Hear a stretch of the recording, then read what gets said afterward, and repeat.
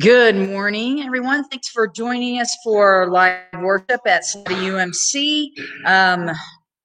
Good to have you here. And we are going to be putting up some things for you guys to look at here a second. I'm trying to get all of my stuff working. I've got yet another different computer that I'm working on.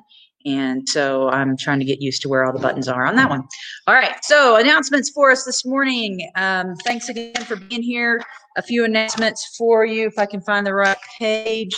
One, remind Church Council that we do have a Church Council meeting on Tuesday at 10 a.m. And at that meeting, we're going to be discussing several things, including when our live worship is going to move from just virtual to live in person. We will continue to have the live experience as well, and we're really hoping that we can get even better with that. We're making changes, doing some things, and adding some equipment in that process right now, and so we're hoping to make that experience even better for those of you who aren't comfortable joining us or are joining us from other states or other areas where you can't be with us in person. So we are in the process of all of that, and that's going to be the main thing that we're talking about at Church Council is when we're going to start going forward with our in-person worship. And so Church Council, be aware of that.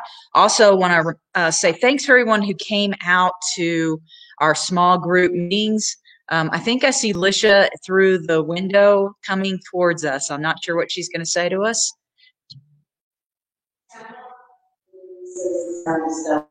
Okay, we've got one of the toys we're working with is a new mic, and so now we think that the town. So yeah, that's just my new camera. So all right, let's. So sorry, we're trying to do technical stuff, and yeah, that's better, I think.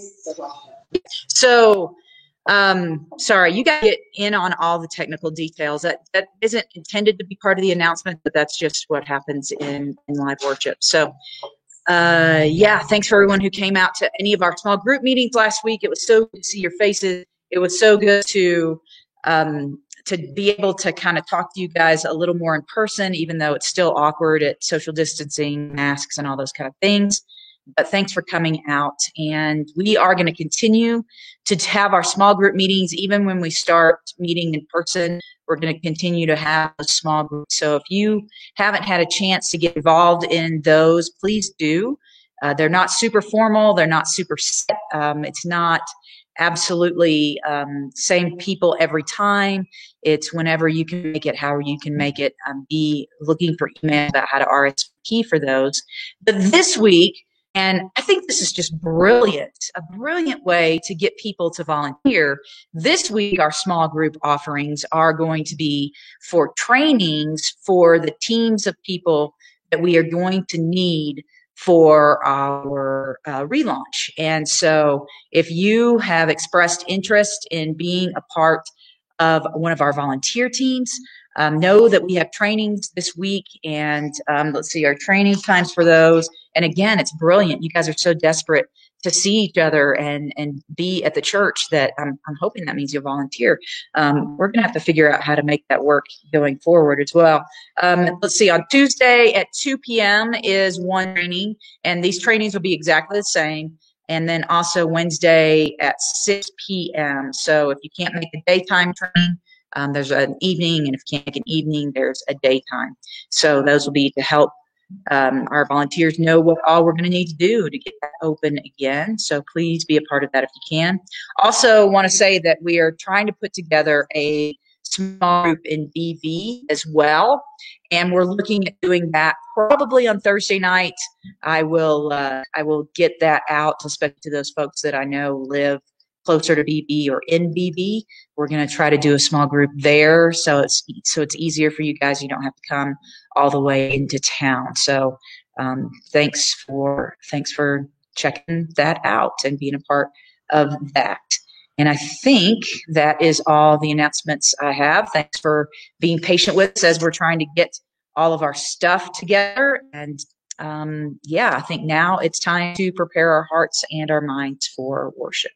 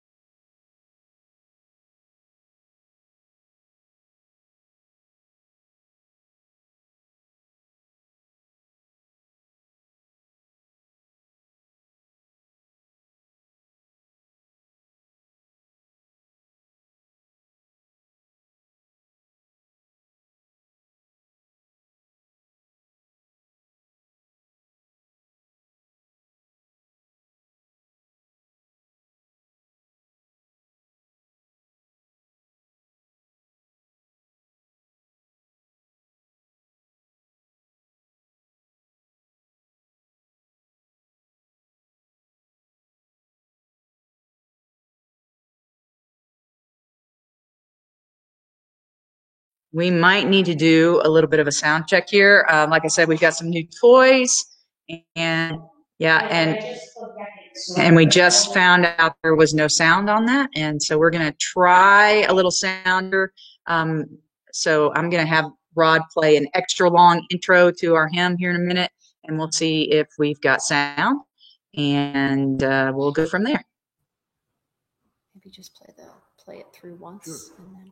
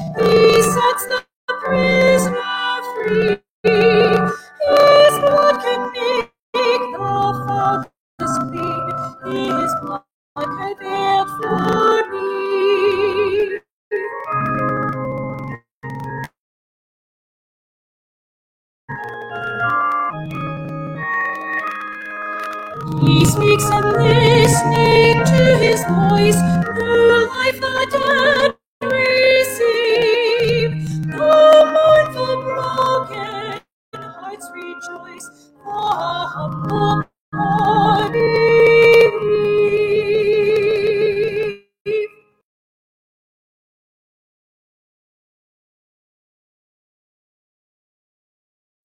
All right. Thank you, Mary and Rod. And hope y'all heard that. It's always an adventure. So it's our offering time. And we want to say thanks again for all the tithes and offerings, including all the gifts that people have sent in to help us buy new equipment and things like that. That is greatly appreciated, especially as we're trying to divert as many funds as possible over to our Samaritan Fund during this time of need in our community. And again, the number of people that we've been able to help is just astronomical in comparison to what we normally would do, which we normally do quite a bit. And so to be able to help double and triple the amount of people has really been a blessing, and people are so thankful. And there's new messaging online. I want to also say, we've been talking about volunteers, that if you're interested, the shower ministry is going to continue. Right now, many of you are aware that Mike, through the health department, has been working on our shower ministry here at the church, which is not something we've done before, but we started it because of a need through the health department. And following this crisis, because it's such a great setup for showers downstairs, we are going to continue with that ministry, and we need volunteers for that as well. And Mike is going to train and kind of lead in on that. So know that that is available if you would like to help as well. So let's bless this offering and ask that God would multiply it to meet the needs of our community. God, we're so thankful for the way our people are so giving and so generous. And God, we just thank you for all of these gifts. May we use them in a way that blesses our community and ultimately brings glory to you. And so we are so eternally grateful for the way that you have blessed each of us. And we thank you for the opportunity to bless others. May we continue to be your hands and feet in the midst of this crisis and beyond. And so, God, we do thank you for these gifts. In Christ's name, amen.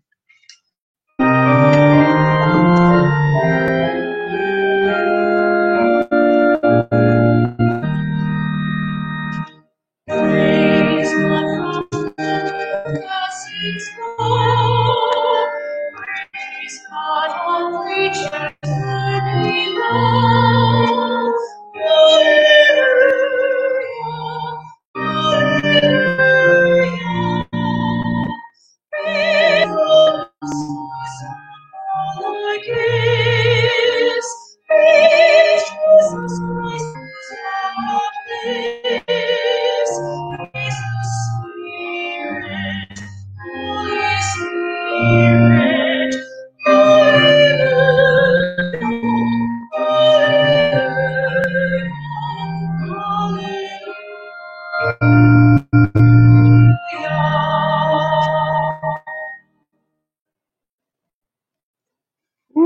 Ooh, sorry if you, like me, tend to get a little bit busy when people start moving their screen around like that. Once again, every time we try to do something new, we screw up what we've done before, and so we're just doing a lot of trial and error here, but having a little trouble with a mic, and so trying to figure that out. And I'm also going to be stretching out Joys and Concerns a little bit so Mary can restart her computer before special music, because we really want that. I did notice one prayer request from Eric and Judy, and I'm going to go ahead and put that up here on the screen, for Phyllis Bishop's family, as she died on June 1st, and she is a member of the church in Westcliff, the UMC in Westcliff, and so we would ask that you would remember her and her family during this time of grief and sorrow, and I'm sure that there are others. And so if you have a prayer request or a joy, if you would like to share that, we would love to hear it. And please, please, please give those to us. Looking at Barbara Zeckman says, good morning to everyone. And happy birthday for all those who had birthday in June. Yeah, Barbara is usually during fellowship time the one that brings the awesome cakes from the awesome Amish bakery in Westcliff.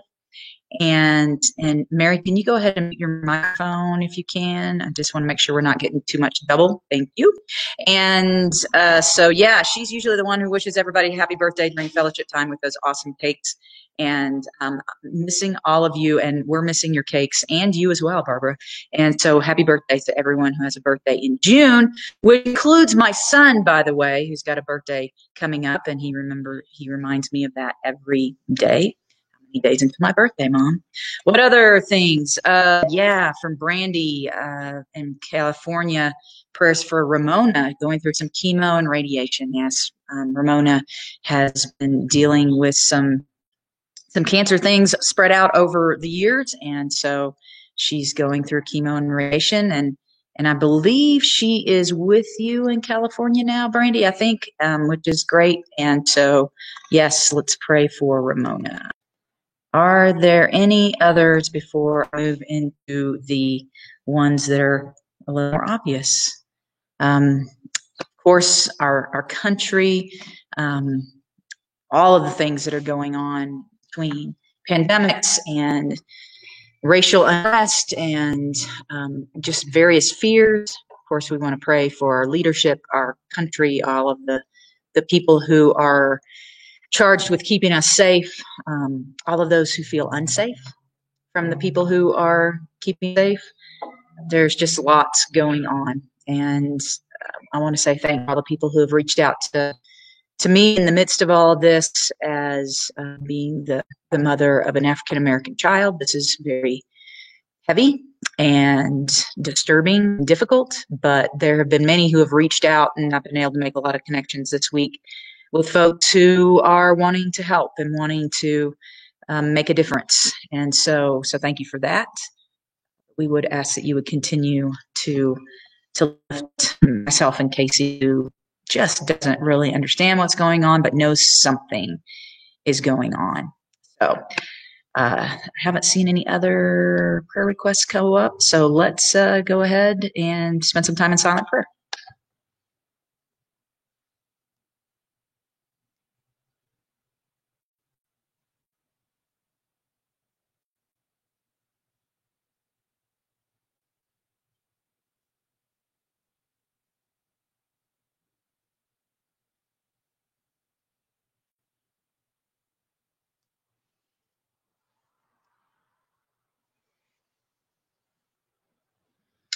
God, in this time that seems to be filled with grief and sorrow, we do acknowledge those who have lost people this week and during this time, and we just ask for special comfort, especially for the Bishop family who has lost one. And God, we also know that there continue to be people with treatments and diagnosis and just trying to cope with various illnesses and surgeries and all sorts of things in these very trying times. And so, God, we ask especially comfort for Ramona and others who are dealing with medical issues. God, we ask a special amount of presence in their lives and are so thankful for the families that are able to gather around them.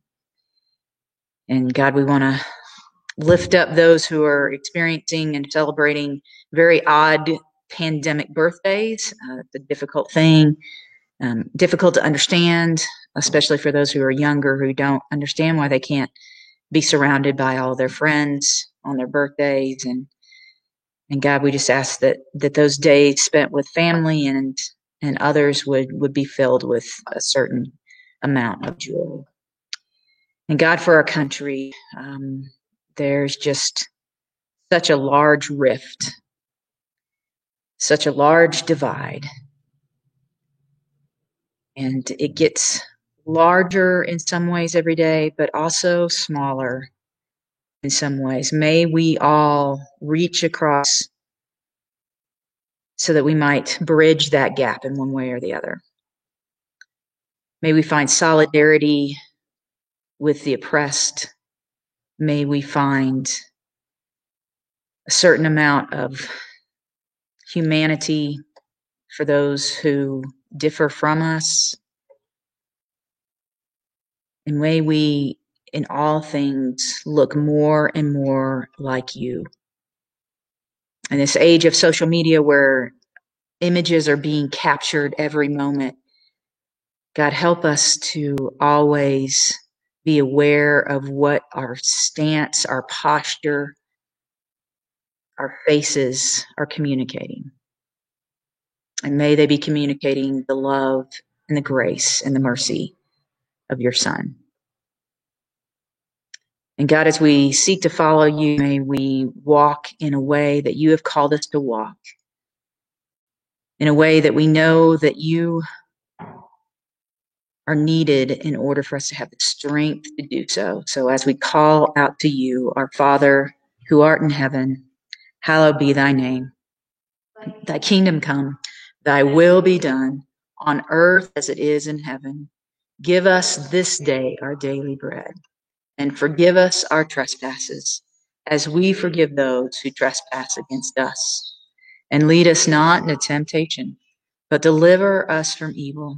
For thine is the kingdom and the power and the glory forever. Amen.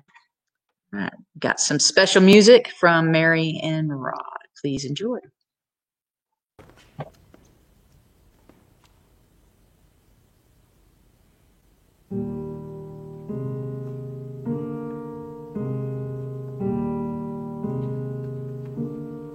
Let us break bread together on our knees. Let us break bread together on our knees.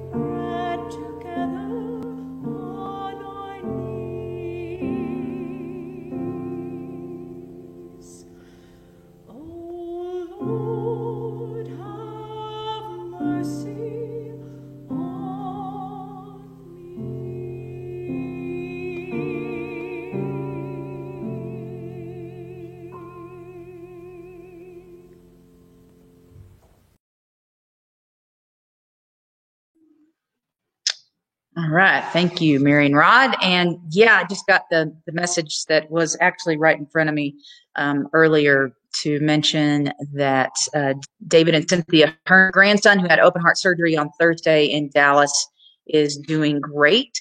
And so thank you for those prayers, but know that that is a process that takes a while. And so please continue to remember their grandson, David, in your prayers. So let me get everything adjusted here. That's what I'm looking at. And make sure I've got control of my PowerPoint. Yes. Okay, we're talking about breaking the silence again this week. And so just to review where we've been, and when I say review where we've been, remember that we started this series way back during Lent, and then we kind of postponed it a little bit, and we're back to it after last week. And so our first sermon in this series talked about Israelites breaking the silence with God. And so we had one whole group of people deciding to speak up as they broke the silence with God. And then last week we saw Amos, one person, break the silence first with God, and then with the oppressors of the poor, where he raised up the voice of the poor and became the voice for the poor. And so we have that particular voice, one voice, speaking up for a whole group of people. And this week we're going to change it up a little bit, do it a little bit different. We're going to look at another way of speaking out and breaking the silence. And to do that, we're going to be looking at Psalm 32. And this is a pretty familiar psalm. You'll probably recognize it as we go along. But let's just start at the very beginning. This is a song of David. It's a maskil. Verse 1, blessed is the one whose transgressions are forgiven, whose sins are covered. Blessed is the one whose sin the Lord does not count against them, and whose spirit is no deceit. Now, let's start right up the top, a maskil of David. Now, this is a title, and it was originally in the Hebrew of the Psalms. It's not part of the actual verse of the psalm. It's just a description of the psalm, but it was in the Hebrew. And I mentioned last week that in all your extra time, maybe you've been working on your Hebrew a little bit. And I hope you have been, because we're going to talk a little bit about Hebrew here. What is a maskil? What does that even mean? What is that supposed to tell us? Well, there's a few little ideas here, a few little possibilities. The word maskil is similar to and sounds a little bit like a word for an instrument that was used in this time for worship. It was a stringed instrument, and it sounds a little bit, over the years, a lot of people have just believed, well, this is a song that was supposed to be accompanied by this particular instrument, and that's why the title was there. Well, and while that may be, I think that's a very good possibility. I think that there's more to it, especially when we consider that the root in Hebrew, the root of maskil is sakal, which means to teach. And so given that, I think that we need to look at this and say, okay, this may be a word that the Hebrews made up, and they did that. Remember, there weren't a whole lot of words. It's a very small language. And so when they didn't really have a word, they just kind of made one up. They kind of changed up a word they had, and the context would generally tell you what the new word was supposed to be. And it could be that this is just a maskil, is just an indication that this is a song meant to teach. It's a teaching song. And we know what teaching songs are like, right? Every single one of us have grown up with teaching songs. Probably the very first one that you ever learned as a teaching song was the ABCs. And we all know that song, don't we, in one form or another? And I've actually heard that recently they've kind of changed the cadence of it a little bit to change it up so that kids wouldn't rush through particular letters. But yeah, we're all familiar with that song because it taught us our ABCs. And teaching through song is very easy. It's an easy way to teach people things. There's been all sorts of teaching songs. If you remember one song, I mean, we've even used songs to kind of teach kids these things about history or how they need to react to history. The one that comes to mind is Ring Around the Rosie. Y'all probably know that, but you know what it's about? It was about teaching kids about the Black Death. That's right. It was a plague song. It was teaching the history and helping kids to kind of understand the plague, which makes me wonder, are there going to be a whole new group of COVID 19 teaching songs out there that we're going to teach kids how to do things. And I think about, the hand washing songs. People were making up hand washing songs to teach kids how to wash their hands during this crisis. So yeah, teaching, it's a good way to teach people things is through song. And so that's exactly what David is doing here. He's trying to teach something. And beyond the fact that it's a teaching song and that format is reminiscent to us, is there anything else in that first verse that kind of reminds something? And let me give you a hint. Blessed is the one. And if that sounds familiar to you, it should, because it's a way of teaching that Jesus used. Remember the Sermon on the Mount. Jesus used the same teaching format. He didn't make up this format. It was one that had been used before him to start with the blessing. Blessed is the one, and then go through the rest of the teaching to say, blessed is the one who does this. And that's the same method that Jesus used on the Sermon on the Mount. And so David is using this in this teaching song. And if you're familiar with this song, if there's something about those first couple lines that make you say, oh yeah, I know this one. Well, you might know it because it was one that's been used in the Catholic Church since very, very far back. It was known as one of the penitential Psalms. Now, I always say that wrong and make it sound like that it has to do with a penitentiary or going to jail or something like that. No, it has to do with penance. It has to do with confession. And so what this psalm is about is it's a teaching from David on the subject of confession. And the assumption here is that David wrote this particular psalm in response to what he learned from the Bathsheba incident. We don't know that for sure, but it just kind of makes sense as you read along that this has to do with that whole incident in his life. And you're aware of that, probably, the incident where David was out on his rooftop one night and he saw a woman who was not completely clothed, and he sent messengers over to her home. And it probably wasn't just a, hey, would you like to come over and Netflix and chill? It was probably more of the guards going to her house and saying, hey, you're going to the king's place tonight. There's no question about that there was a little bit more force there. And so he brought her to the palace, and it may not have been like a one-night stand. It probably was more that she moved in for a while, but then she ended up becoming pregnant, and David needed to cover that up because, oh, by the way, she was married. And so he brought her husband, who was one of his generals, home from the front lines so that it could look like he had impregnated her, but he would not cooperate and would not go and be with his wife while his men were on the front lines. And so David instead had him killed.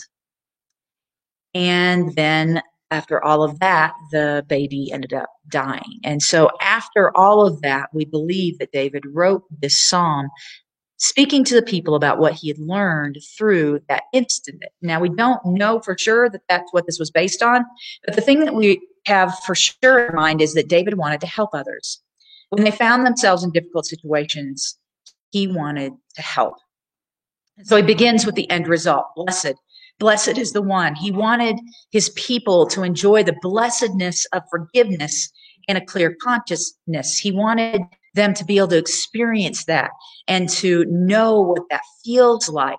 He also wanted them to understand God's character, because we get God's character wrong, and it was totally understandable that they might as well, where we sometimes have this picture of God where we believe he wants us to suffer, where he wants us to experience the guilt and all of the other things that go along with not having forgiveness and a clear conscience. And David wanted his people to understand a God who forgives and to understand a God who shows mercy and grace and wants us to live inside of that, not live inside of guilt, but to live inside of grace and forgiveness. And so he wants to teach them a little bit about God's character. And so let's pick up this psalm in verse 3. When I kept silent, my bones wasted away through my groaning all day long. For day and night your hand was heavy on me. My strength was sapped as in the heat of summer. So David recalls his silence here. David had been very silent during the Bathsheba incident, if that is what we're talking about, and we're going to assume it is. He had been very silent, and his silence caused all sorts of things to happen. Well, silent about what? Well, his guilt. Silent about the things that he had done. Silent about the transgressions. He was hiding those transgressions from others and from God. They were things that he didn't want to share. He was keeping them to himself. And there would have been a lot of secrets in the Bathsheba incident, if that's what we're talking about. There would have been a whole lot of secrets for him to keep. There would have been the secret of the fact that she had come into his household. And again, that would have meant not only did he have to keep secrets, but other people had to keep secrets as well. And then there was the secret about what happened with the general, with her husband. You don't want it getting out to your army that you're killing off generals, and you don't want those kind of things to get around. And so he had all sorts of secrets to keep. And you know how secrets are. When you start keeping one, and then maybe somebody starts asking questions, you have to tell another secret or tell another lie, and that becomes another secret that you have to keep. And that can be exhausting. It's exhausting to cover up. It's exhausting to not be open and honest about what really is going on in our lives. And one thing leads to another, and it's a lot of work. It's a whole lot of work. And the secrets and the silence, especially with God, had an effect on David. Psychologically and physically, David was really suffering. He was dealing with things. He probably was dealing with a little depression. And I remember a commercial, and I remember this specifically because it's a medication that I take when I'm dealing with my Lyme disease, for a medication called Cymbalta. And you might remember this from several years ago. And it said this, it said, depression hurts. And it talked about what we realize these days is that depression is not just a mental anguish, it's also a physical anguish. And so David was feeling something. He was feeling something that was painful to him. And it was real physical pain. It was psychological and physical pain that he was experiencing through his silence. It was difficult. It says he felt God's hand upon him. And it wasn't that God was like punching him or anything like that, but there was just this weight that was causing him physical and mental pain. It was bit by bit stealing his energy and stealing his joy. It was affecting him in so many ways. But then there's a turning point, and we see this turning point in verse 5. He says, "Then I acknowledged my sin to you and did not cover up my iniquity. I said, I will confess my transgressions to the Lord, and you forgave the guilt of my sin." So David breaks the silence. Here's why we're talking about this today. He breaks the silence between himself and God. He finally, after experiencing all this mental and physical anguish and feeling the hand of God heavy upon him, he finally decides to break silence. And it's really a two-part process here. He breaks the silence with God. He confesses to God, but he also ended the cover-up. And we know he did that. If this was the Bathsheba incident, we know that he did that. He went and confessed not only things to God, but he also confessed them to Nathan. And I would like to think that he also confessed them to others, that he also ended the cover-up by maybe not getting on the rooftop and saying, hey, here's what I did, but at least going to other people. I sure hope he confessed to Bathsheba. I sure hope he went and asked for forgiveness from her, because she was certainly wronged in this, and others were wronged in this. I sure hope he went and admitted that as well. I believe he did. And in breaking the silence, both with God and with others, he halted the destructive cycle that was happening in his life. He was able to stop it. He was able to put an end, maybe not to all of the guilt, but at least to stop it so that it didn't continue to grow. And so that the lies didn't continue to compound. And so that the secrets didn't continue to multiply. So that he didn't have to continue to tell more and more lies about what was going on, what was really happening in his life. And so then again, the switches after he does this, after he breaks the silence in verse 6. Therefore, let all the faithful pray to you while you may be found. Surely the rising of the mighty waters will not reach them. You are my hiding place. You will protect me from trouble and surround me with the songs of deliverance. So here it leaves instruction, it leaves teaching, and it actually breaks into worship. It's as if David, in recalling what happened when he finally broke his silence, what happened when he finally did that, the switch that happened to him, it's like he couldn't even resist breaking out into song again and worship and joy for a few things about how things shifted in his life when he broke the silence. He goes from hiding from God to God being his hiding place. He goes from needing a deliverer from the guilt and the pain that he was feeling to God being his deliverer. He goes from needing protection to being protected. There's all these shifts that happen in his life when he breaks the silence and gets really honest about what is going on in his life and going on between him and God. But he's not done teaching here. This isn't the end of it. You might say, okay, that's a good place to stop. He tells us what happened when he was silent, and then he shows how he broke the silence, and then he shows us what happens after that. But he's not quite done teaching yet. There's more to this psalm in verse 8. I will instruct you. Remember, this is a teaching psalm, and teach you in the way you should go. I will counsel you with my loving eye on you. Do not be like the horse or the mule, which have no understanding, but must be controlled by bit and bridle, or they will not come to you. Many are the woes of the wicked, but the Lord's unfailing love surrounds the one who trusts in him. So David is using a pastoral image here to make a point.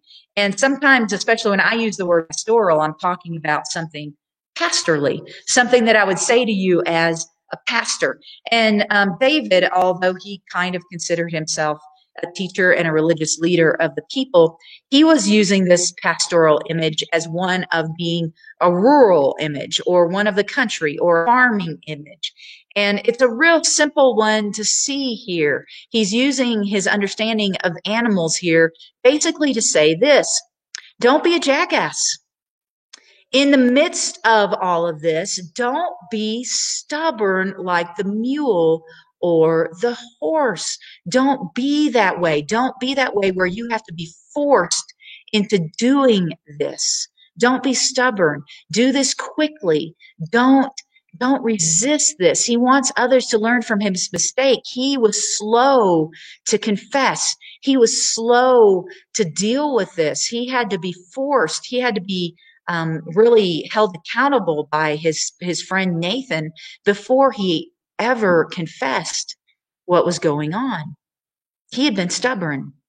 And in the midst of his stubbornness, he had lost time. He had lost joy by waiting, by keeping silent with God and others. And he wants others to learn from his mistake. Don't be like the mule. Don't be like the donkey. Be smarter than that. Don't waste a bunch of time.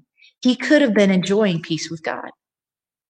But instead, he was stubborn and he was feeling the weight of guilt and he was feeling all of these other things because he was not willing to break that silence. And he says there's plenty of woes in our life. There's plenty of other things to give us trouble. Why do we rob ourselves of the peace that we can have with God by keeping silent with him? And then it goes on. Rejoice in the Lord and be glad. You righteous sing, all you who are upright in heart.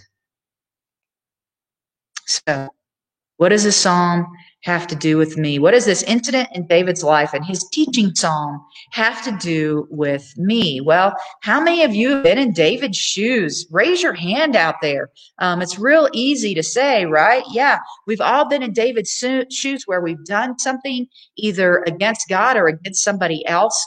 And we just don't want to admit it.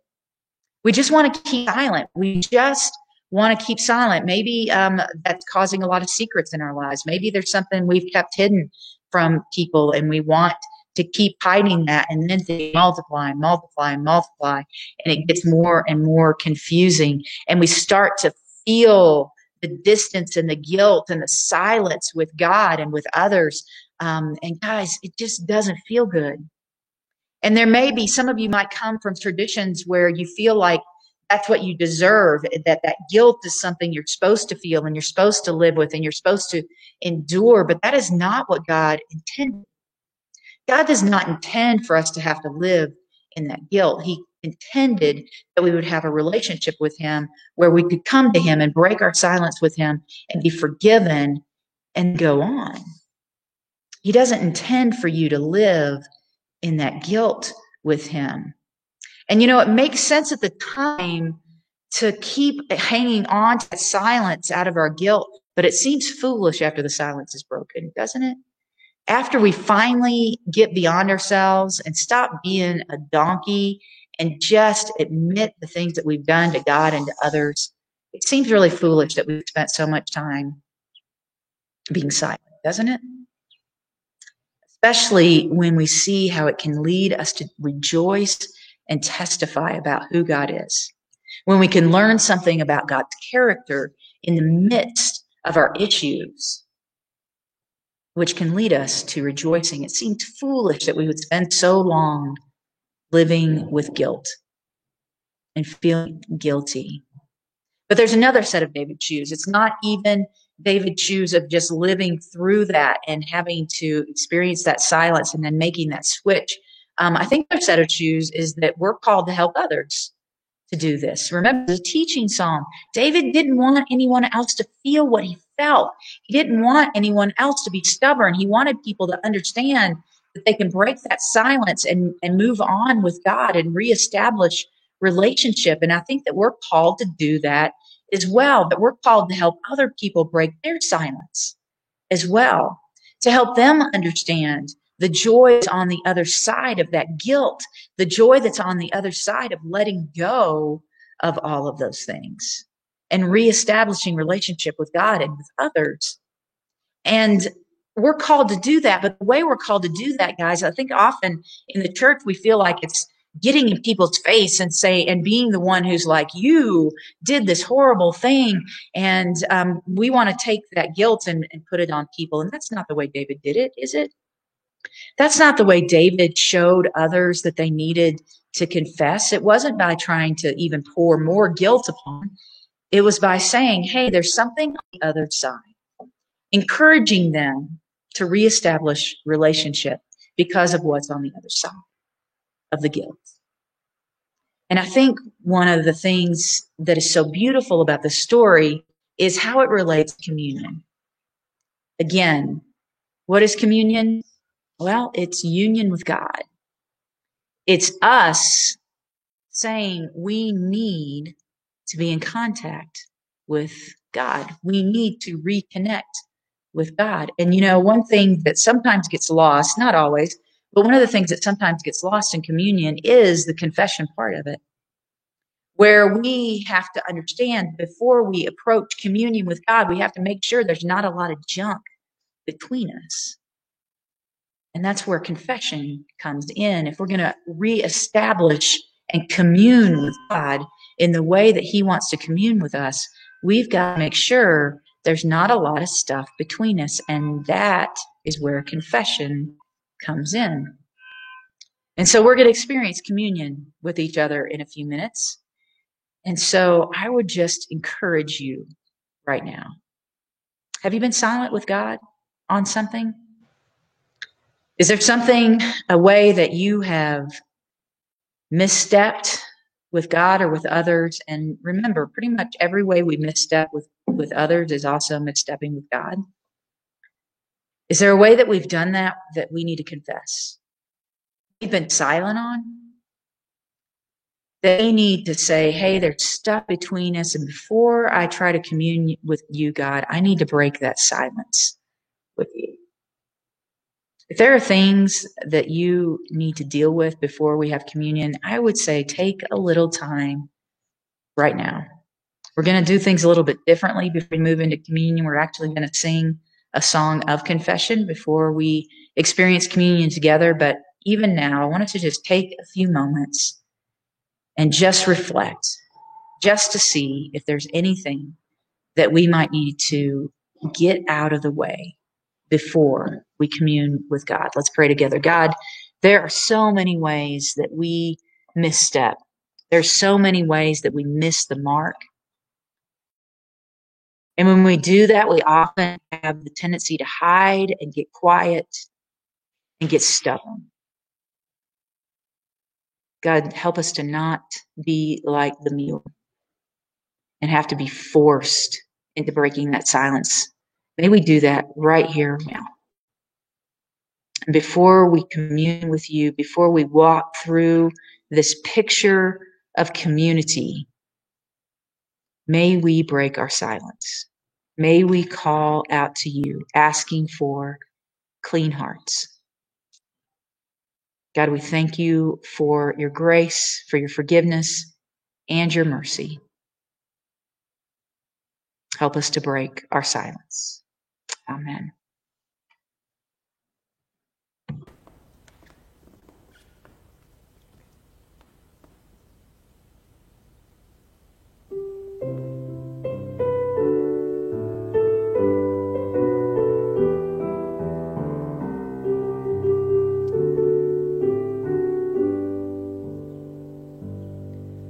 Create in me a clean heart, O God, and renew a right spirit within me.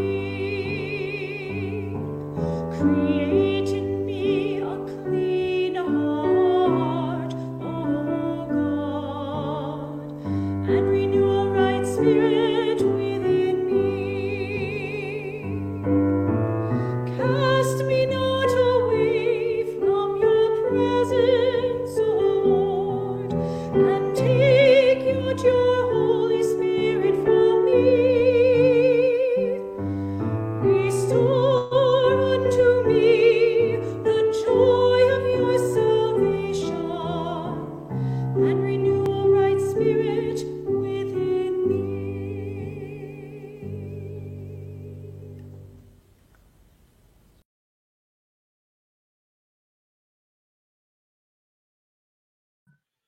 Okay. So now we've come to that very odd, not exactly theological way of doing communion. I've got my little communion MRE here, and I hope that you've had a chance to gather your communion elements. And normally, of course, when we gather together, I would bless the elements that we would be having, and I'm going to do that from a distance now.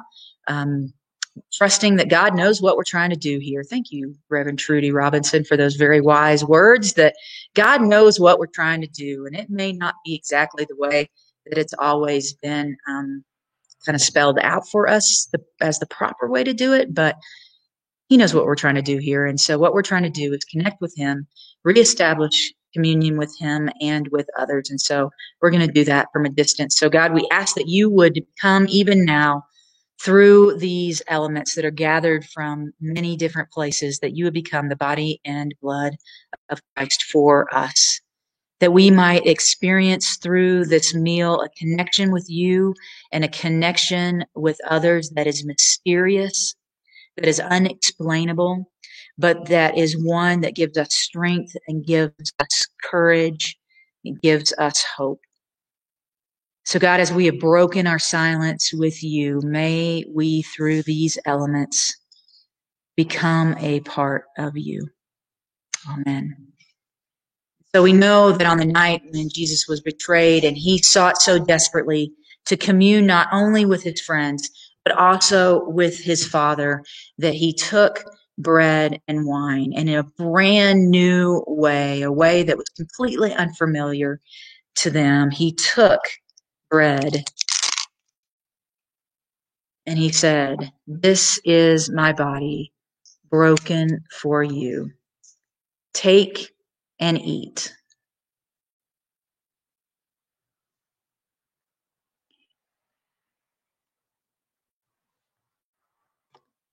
And on that night, he also took a cup that was very familiar to his disciples, but he reinterpreted it in a brand new way for them. He said, this cup is forgiveness. This cup is breaking all of the barriers. This cup is grace. This cup is removing the guilt. And so he said, take this forgiveness. Take this so that we might be one. And whenever you drink of it, remember me.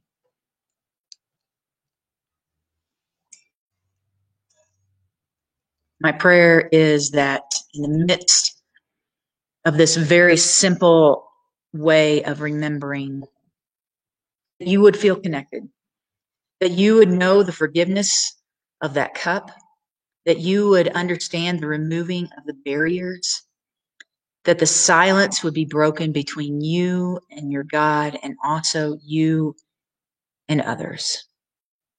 So may you go from wherever you are, offering that same grace and mercy and same communion, same reestablishing of communication, same connection with those who also are part of this body and others on the outside of this body. May communities be healed because of this experience, because of breaking the silence with God and breaking the silence with others. May you go in mercy, in grace, in hope, in peace, and without silence. Amen.